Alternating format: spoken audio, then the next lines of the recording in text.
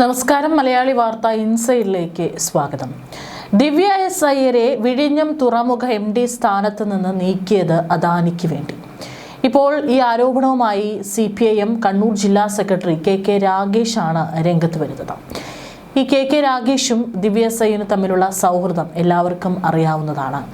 മുമ്പ് പിണറായി സർക്കാരിൻ്റെ കാലഘട്ടത്തിൽ, കൃത്യമായി പറഞ്ഞാൽ 2025 ഏപ്രിൽ മാസത്തിൽ കണ്ണൂർ CPM ജില്ലാ സെക്രട്ടറിയായി KK രാഗേഷിനെ തിരഞ്ഞെടുത്തതിന് പിന്നാലെ അഭിനന്ദന പോസ്റ്റുമായി ദിവ്യ എസ് അയ്യർ വന്നത് പല രാഷ്ട്രീയ ചർച്ചകൾക്കും വഴിവെച്ചിരുന്നു.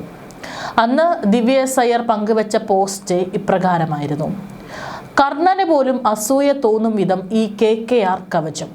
ഇക്കഴിഞ്ഞ 3 വർഷങ്ങൾ അദ്ദേഹത്തിൻ്റെ ഔദ്യോഗിക ജീവിതം മുന്നിൽ നിന്ന് വീക്ഷിച്ച എനിക്ക് ഒപ്പിയെടുക്കാൻ സാധിച്ച അനവധി ഗുണങ്ങളുണ്ട്. വിശ്വസ്തതയുടെ ഒരു പാഠപുസ്തകം, കഠിനാധ്വാനത്തിൻ്റെ ഒരു മഷിക്കൂട്. Thank you for always considering us with utmost respect and art that is getting endangered in power corridors across the globe എന്നായിരുന്നു ആ പോസ്റ്റ് പങ്കുവച്ചത്.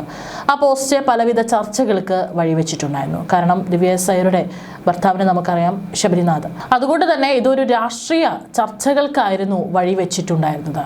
ഇത്തരത്തിൽ CPMൽ വിശ്വസിക്കുന്ന ഒരാളെ ദിവ്യ എസ് അയ്യരെ പോലുള്ള ഒരു ഉയർന്ന ഉദ്യോഗസ്ഥ വന്ന് പരസ്യമായി സപ്പോർട്ട് ചെയ്യുന്നത് അല്ലെങ്കിൽ അതിനെ പിന്തുണയ്ക്കുന്നത് ഒക്കെ തന്നെ വലിയ രീതിയിൽ ഒരു ചർച്ചകൾക്ക് വഴിവെച്ചിരുന്നു. പക്ഷേ സ്വാഭാവികമായി ഇത്തരത്തിലുള്ള രാഷ്ട്രീയ വിവാദങ്ങൾക്കൊന്നും തന്നെ മറുപടി പറയുന്ന ഒരു വ്യക്തിയല്ല ദിവ്യ എസ് അയ്യർ. ഇപ്പോഴിത് പറയാനുള്ള കാരണം, VD സതീശൻ സർക്കാർ അധികാരത്തിൽ കയറിയതിനു ശേഷം ദിവ്യ എസ് അയ്യരെ വിഴിഞ്ഞം ഇന്റർനാഷണൽ സീപോർട്ട് MD സ്ഥാനത്ത് നിന്ന് മാറ്റിയിരുന്നു. ഇപ്പോൾ വിഴിഞ്ഞത്തെ സംബന്ധിച്ച് പല വിവാദങ്ങളും ഇടതുപക്ഷം ഉയർത്തുന്ന സമയം കൂടിയാണ്. VD സതീശൻ സർക്കാർ ഒരു കുത്തക കമ്പനിക്ക് വിഴിഞ്ഞം എഴുതി നൽകുന്നു എന്നൊക്കെ പറഞ്ഞുകൊണ്ട് പലതരത്തിലുള്ള വ്യാജ പ്രചാരണങ്ങൾ നടക്കുന്നുണ്ട്. ഈ ഒരു വേളയിലാണ് ഇപ്പോൾ ദിവ്യ എസ് അയ്യർക്ക് വേണ്ടിയിട്ട് KKR, അതായത് KK രാഗേഷ് ഒരു കവചം തീർത്തുകൊണ്ട് ഒരു പോസ്റ്റ് പങ്കുവച്ചിരിക്കുന്നത്. ദിവ്യ എസ് അയ്യരെ വിഴിഞ്ഞം തുറമുഖ MD സ്ഥാനത്ത് നിന്ന് നീക്കിയത് അദാനിക്ക് വേണ്ടിയെന്നാണ് CPM കണ്ണൂർ ജില്ലാ സെക്രട്ടറി ആരോപിക്കുന്നത്.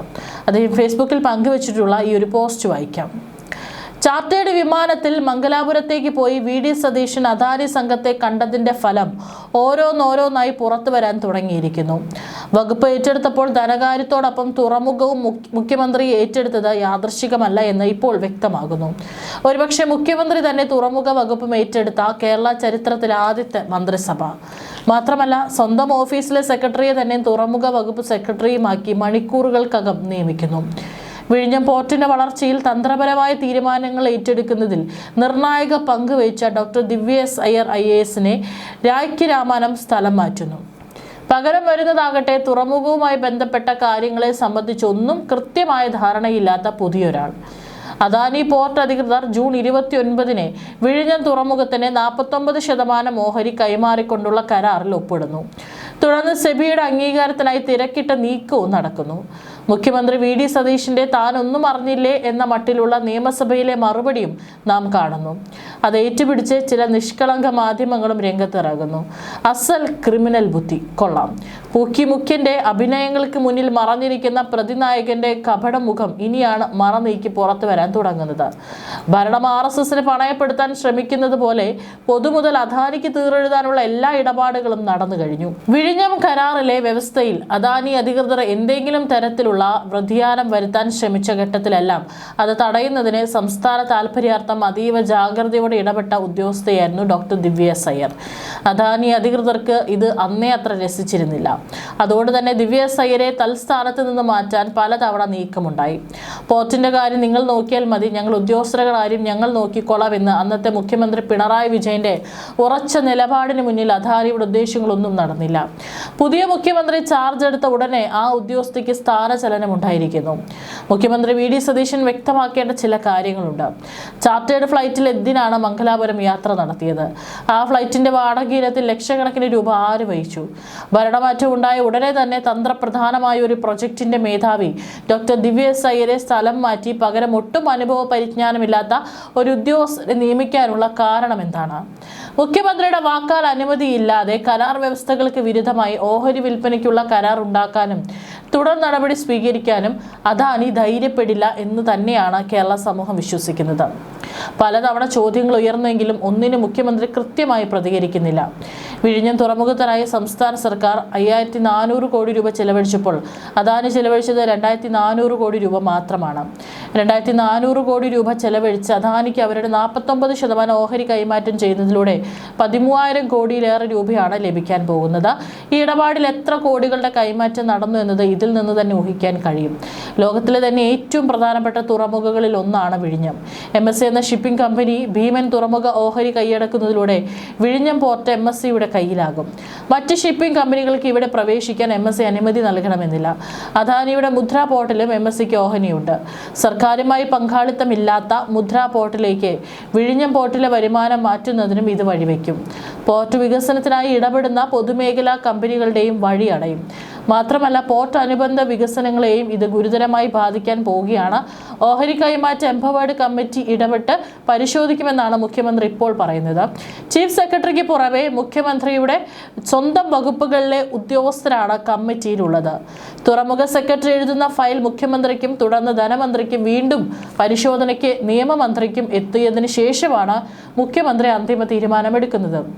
കേരള ചരിത്രത്തിൽ ആദ്യമായി ഈ 3 വകുപ്പുകളും ഒരാളാണ് കൈകാര്യം ചെയ്യുന്നത് എന്നത് മറ്റൊരു വിസ്മയം. ചുരുക്കത്തിൽ VD സതീശന്റെ മനസ്സിലുള്ള പദ്ധതി എംപവേർഡ്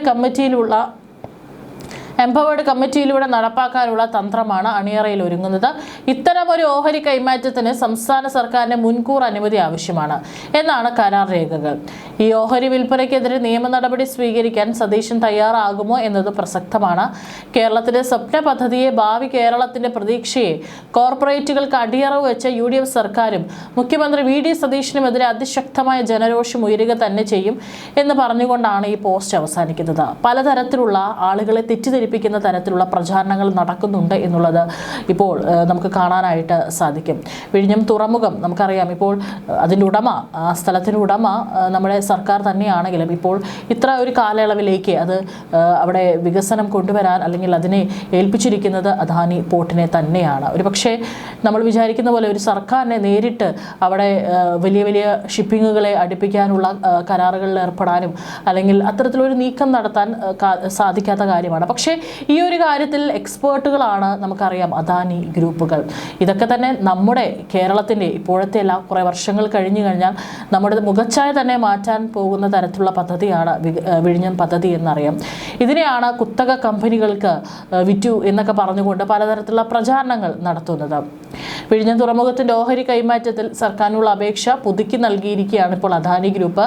MSCയുമായുള്ള ഓഹരി കൈമാറ്റത്തിൻ്റെ അന്തിമ തീരുമാനം എടുത്തിട്ടില്ലെന്നും സർക്കാർ അനുമതിയോടെ മാത്രമേ അന്തിമ കരാർ ഉണ്ടാകൂവെന്നും അദാനി പോർട്ട് വിശദീകരിച്ചു.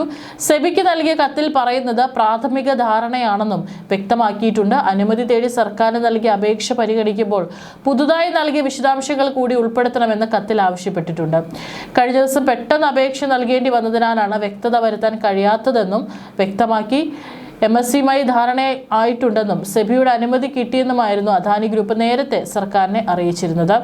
അതേസമയം തന്നെ VD സതീശൻ സർക്കാർ ഇതിന് കൃത്യമായിട്ടുള്ള മറുപടി നൽകി കഴിഞ്ഞിട്ടുണ്ട്. അദ്ദേഹം അത് പരിശോധിക്കാനായിട്ട് സമിതിയെ നിയോഗിച്ചിട്ടുണ്ട്. അവിടെ അതിനുശേഷം ഒരു തീരുമാനം തീർച്ചയായിട്ടും ഉണ്ടാകുന്നതായിരിക്കും. അതിനിടയിൽ വെറും രാഷ്ട്രീയ താല്പര്യം മാത്രം നോക്കിക്കൊണ്ട് ഇത്തരത്തിലുള്ള പ്രചാരണങ്ങൾ നടത്തുന്നത് തെറ്റാണ് എന്ന് തന്നെയാണ് പറയാനുള്ളത്. അങ്ങനെയാണെങ്കിൽ 13000 കോടിയുടെ നിക്ഷേപമാണ് വിഴിഞ്ഞത്ത് വരാൻ പോകുന്നത്. കഴിഞ്ഞ 2 ദിവസം മുമ്പ് ദേശാഭിമാനിയിൽ വന്ന വാർത്ത അബദ്ധത്തിലാണെങ്കിലും പറഞ്ഞത് ഇത് പിണറായി സർക്കാരിൻ്റെ വിജയം, അതായത് 13000 കോടിയുടെ വമ്പൻ നിക്ഷേപം നമ്മുടെ വിഴിഞ്ഞത്ത് വരുന്നത് പിണറായി വിജയൻ സർക്കാരിൻ്റെ വിജയം എന്നാണ് പറഞ്ഞത്. അതായത് അത്തരത്തിലൊരു നിക്ഷേപം നമ്മളെ സംബന്ധിച്ച് കേരളത്തിൽ വരുന്നത് അത് വലിയൊരു കാര്യം തന്നെയാണ്, പ്രത്യേകിച്ച് വിഴിഞ്ഞത്ത്. അപ്പോൾ അത് പിണറായി സർക്കാരിൻ്റെ വിജയമായിട്ടാണ് ആദ്യം ദേശാഭിമാനി ആ വാർത്ത കൊടുത്തത്. പിന്നീടാണ് അതിനെ മാറ്റി അതൊരു അബദ്ധം പറ്റിയതാണെന്ന് മനസ്സിലായത്.